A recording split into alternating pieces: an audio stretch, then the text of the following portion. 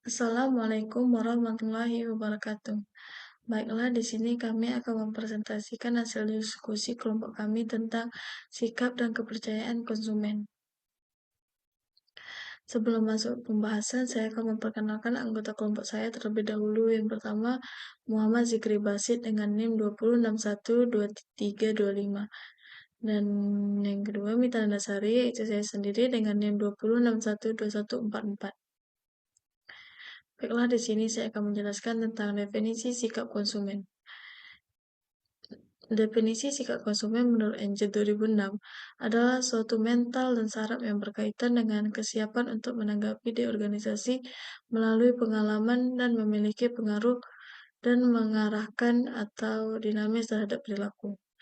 Sikap disebut juga konsep yang paling khusus dan sangat dibutuhkan dalam psikologi sosial kontemporer. Sikap dapat didefinisikan sebagai berikut. Yang pertama, sikap merupakan kategorisasi objek pada rangkaian kesatuan evaluatif. Sedangkan yang kedua, karakteristik yang membedakan sikap dari konsep adalah sifat evaluatif dan efektif. Dan yang ketiga, sikap merupakan inti dari rasa suka dan tidak suka bagi orang, kelompok, situasi, objek, ide-ide tidak terwujud.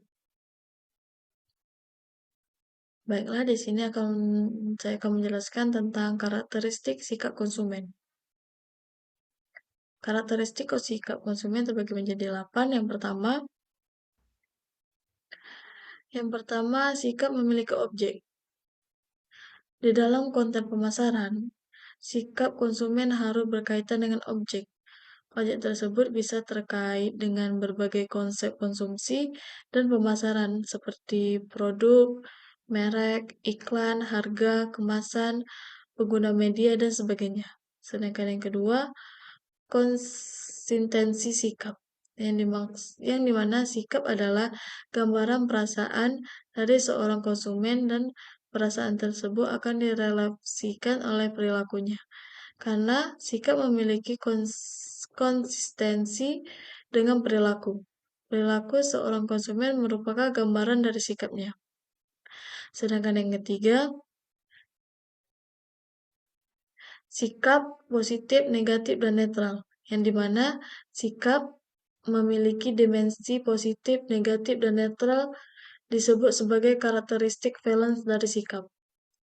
Sedangkan yang keempat, intensitas sikap, yang dimana sikap seorang konsumen terhadap suatu merek produk akan bervariasi tingkatnya.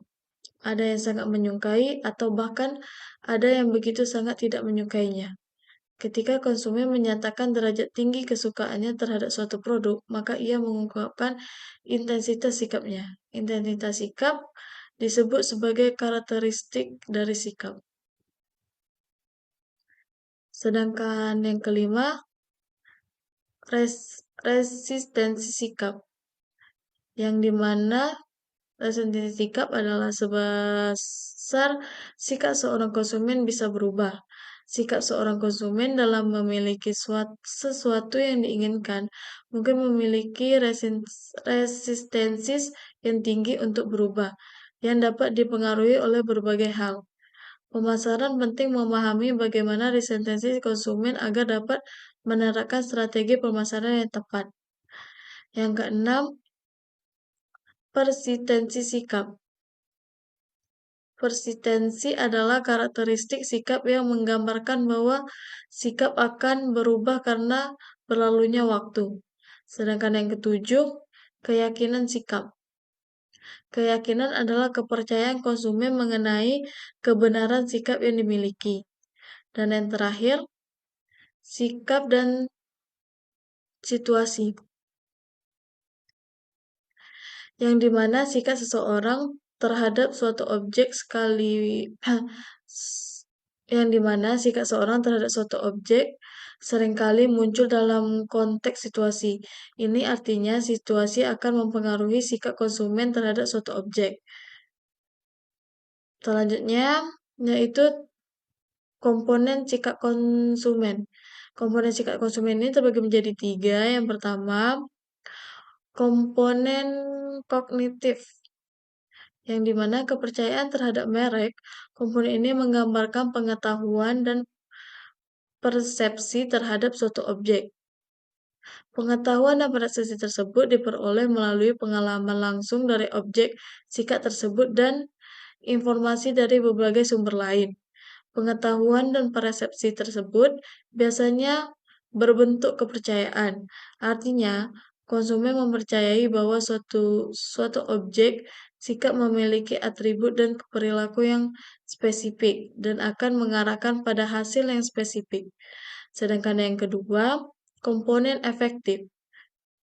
Komponen ini menggambarkan perasaan dan emosi seseorang terhadap suatu produk atau merek. Perasaan dan emosi tersebut merupakan evaluasi menyeluruh terhadap objek sikap, atau produk ataupun merek. Sedangkan yang ketiga, yaitu komponen konatif, yang dimana komponen ketiga dari sikap ini yang menggambarkan kecenderungan dari seseorang untuk melakukan tindakan tertentu yang berkaitan dengan objek sikap. Dan yang selanjutnya, fungsi-fungsi sikap. Fungsi sikap terbagi menjadi 4. Yang pertama, fungsi utilitarian. Seseorang yang menyatakan sikapnya terhadap suatu objek atau produk karena ingin memperoleh manfaat dari produk tersebut atau menghindari risiko dari produk. Sedangkan yang kedua, fungsi mempertahankan ego. Sikap ini berfungsi untuk melindungi seseorang dari keraguan yang muncul dari dalam dirinya sendiri atau dari faktor luar yang mungkin menjadi ancaman bagi dirinya. Sedangkan yang ketiga, fungsi ekspresi nilai. Fungsi ekspresi nilai. Sikap ini berfungsi untuk menyatakan nilai-nilai gaya hidup dan identitas sosial dari seseorang. Sedangkan yang terakhir, fungsi pengetahuan sebagai instrumen manusia untuk bereksistensi di dunia, yaitu membangun diri sehingga menjadi manusia atau menjadi ada sebagaimana manusia yang merupakan suatu proses yang mengeksistensikan. Baiklah, selanjutnya akan dilanjutkan dengan Muhammad Zikri Basit. Assalamualaikum warahmatullahi wabarakatuh. Saya Muhammad Zikri Basit akan melanjutkan presentasi dari anggota kelompok saya, yaitu Minta Nandesari.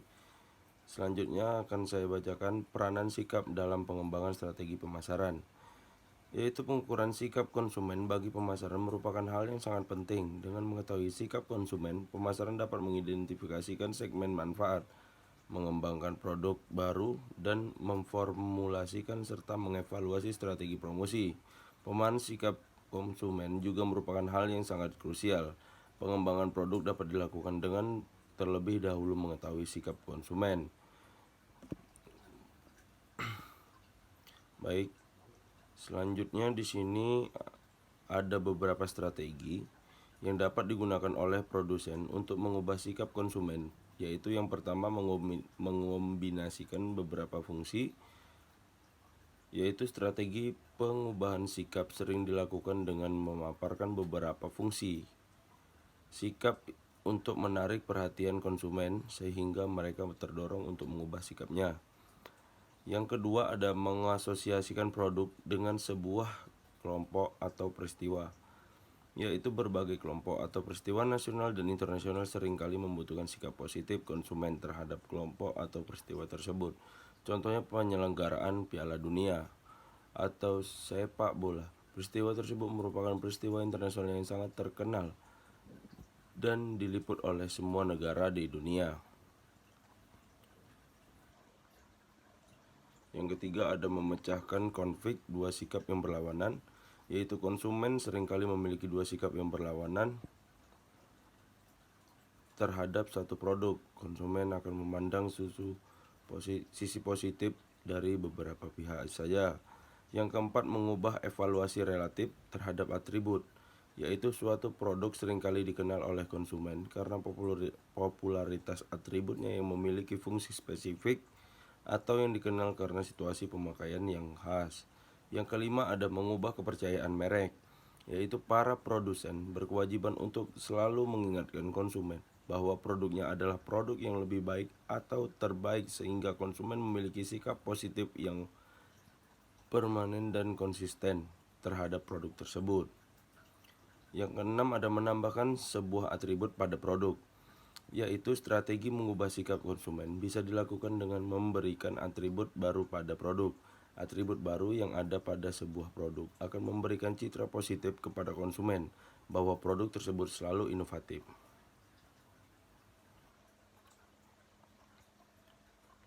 Yang ketujuh ada mengubah penilaian merek secara menyeluruh, yaitu salah satu cara lain untuk mengubah sikap konsumen terhadap produk atau merek adalah dengan membangun sikap positif secara keseluruhan terhadap suatu merek. Yang ke-8 ada mengubah kepercayaan terhadap merek pesaing, yaitu strategi untuk mengubah sikap dengan menggunakan sikap atau kepercayaan konsumen terhadap merek pesaing. Di sini ada definisi kepercayaan konsumen. Menurut Sumarman 2004, kepercayaan adalah kekuatan bahwa suatu produk memiliki atribut tertentu. Kepercayaan itu sering disebut perkaitan objek atribut atau objek atribut linkage, yaitu kepercayaan konsumen tentang kemungkinan adanya hubungan antara sebuah objek dengan atribut yang relevan. Sementara Moon dan Winor mengidentifikasikan kepercayaan konsumen sebagai semua pengetahuan yang dimiliki oleh konsumen dan semua kesimpulan yang dibuat oleh konsumen tentang objek, atribut, dan manfaatnya. Baik, di sini selanjutnya ada kepercayaan konsumen terhadap atribut produk. Para manajer harus menyadari bahwa kepercayaan terhadap objek, atribut, dan manfaat menunjukkan persepsi konsumen. Dan karena itu, umumnya kepercayaan seorang konsumen berbeda dengan konsumen lainnya. Mereka juga harus mengingat bahwa kepercayaan mereka sendiri terhadap sebuah merek tertentu sangat berbeda dari pasar. Dan kepercayaan yang kita kaitkan mewakili asosiasi yang konsumen bentuk di antara lain yaitu objek, atribut, dan manfaat. Di sini ada beberapa jenis kepercayaan antara lain. Yang pertama ada kepercayaan objek atribut, yaitu pengetahuan bahwa sebuah objek memiliki atribut. Disebut kepercayaan objek atribut. Kepercayaan objek atribut menghubungkan objek seperti seseorang, barang, atau jasa dengan atribut. Yang kedua ada kepercayaan atribut manfaat, yaitu kepercayaan ini merupakan persepsi konsumen tentang beberapa jauh sebuah atribut tertentu menghasilkan atau memberikan manfaat tertentu. Yang ketiga ada kepercayaan objek manfaat, yaitu merupakan persepsi konsumen tentang beberapa jauh produk, orang, atau jasa tertentu akan memberikan manfaat tertentu. Pada kendaraan sport serbaguna, kepercayaan objek manfaat dan akan timbul karena dengan membeli sebuah Ford Explorer atau Jeep Crocker. Di sini ada kepercayaan konsumen dan implikasi manajerialnya. Kepercayaan yang dipunyai konsumen terhadap merek, korporasi, dan objek lainnya dalam lingkungan konsumen memiliki beberapa implikasi, yaitu manajerial yang penting. Pertama-tama, para manajer perlu menyadari bahwa kepercayaan konsumen terhadap atribut produk mungkin tidak sesuai dengan kenyataan. Selain itu, manajer harus menyadari bahwa strategi promosian studi tentang atribut dan manfaatnya terapkan juga pada strategi segmentasi. Di sini ada skemanya, yaitu dengan karakteristik penerima pesan, yang kedua karakteristik periklanan, yang ketiga ada faktor-faktor peluang tanggapan. Di sini akan berpanah perhatian yang diberikan pada atribut. Selanjutnya akan pentingnya atribut. Di sini akan saya jelaskan pentingnya atribut, yaitu atribut sangat berbeda dalam hal kepentingannya bagi para konsumen. Pentingnya atribut didefinisikan sebagai penilaian umum seseorang terhadap signifikansi atribut atas produk atau jasa. menyajikan sebuah diagram yang melukiskan faktor-faktor yang memengaruhi pentingnya atribut. Di sini terdapat 4 unsur yang menentukan perhatian konsumen yang diarahkan pada sebuah atribut adalah sebagai berikut. Yang pertama ada karakteristik pesan. Di sini ada karakteristik penerima pesan, yaitu yang mengarahkan perhatian adalah kebutuhan dan nilai-nilai konsumen, dan yang lainnya adalah konsep diri konsumen. Yang kedua ada karakteristik pesan, yaitu dapat menarik perhatian konsumen terhadap atribut dan penyebab mereka mengalokasikan kapasitas kognitif pada atribut tersebut. Hasilnya mungkin meningkatkan cara pandang terhadap kepentingan atribut.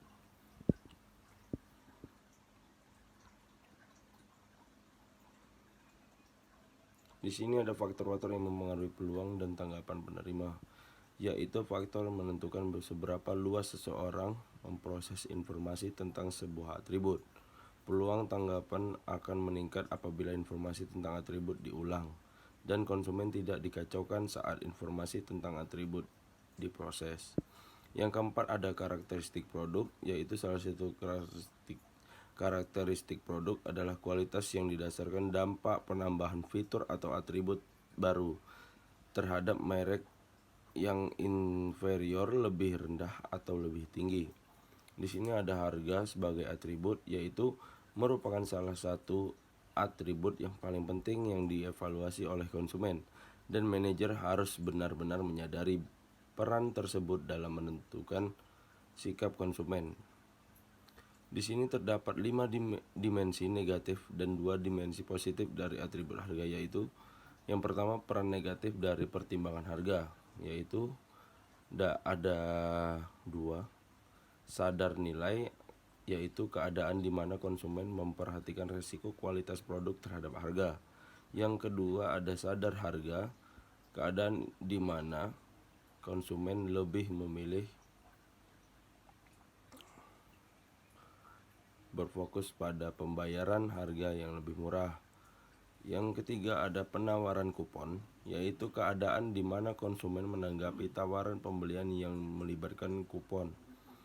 Di sini ada penawaran penjualan. Yang kelima, keadaan di mana konsumen menanggapi tawaran pembelian yang melibatkan pengurangan harga. Yang keenam ada pakar harga, yaitu keadaan di mana konsumen menjadi sumber informasi bagi orang lain. Selanjutnya di sini ada pembentukan sikap dan kepercayaan konsumen, yaitu kepercayaan dan sikap yang terbentuk dengan 2 cara yang berbeda. Pada formasi langsung, kepercayaan dan sikap diciptakan tanpa terjadi keadaan lain sebelumnya.